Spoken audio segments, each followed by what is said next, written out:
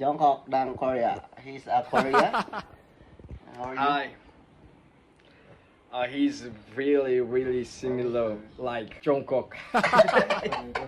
Really? Yeah, really. Thank you. Yes. Please follow and share. Okay, thank you. Bye-bye. So ngayon po mga kalahi, ang flight natin. Papunta ang Bahrain. So I'm walking around the street here in Singapore. Got the roads. Pero mga kalahi, papunta na tayo sa airport, Singapore airport kasi naalala ko, ngayon pala yung flight natin. Buti na lang naalala ko. So ayun po no mga kalahi. So papunta na tayo ng Singapore airport kasi ngayon pala yung flight natin. Ayan.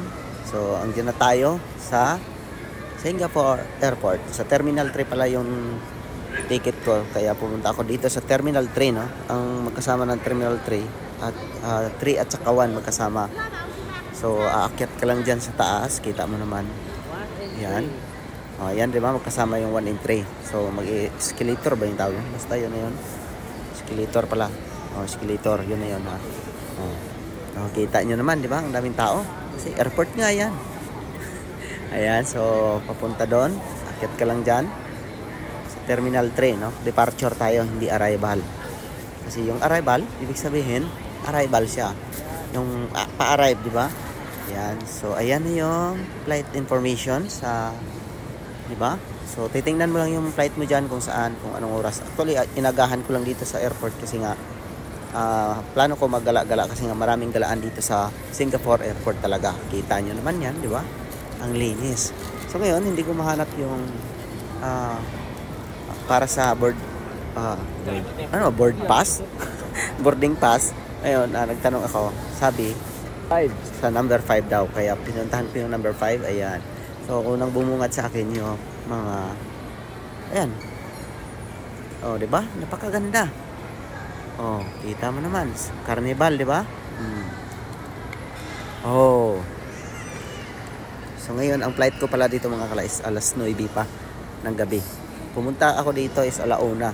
Kasi nga, inagahan ko lang. Kasi gusto ko maaga. Ayan. Okay. Napakalinis talaga yung Singapore. Enjoy na enjoy yung mga bata.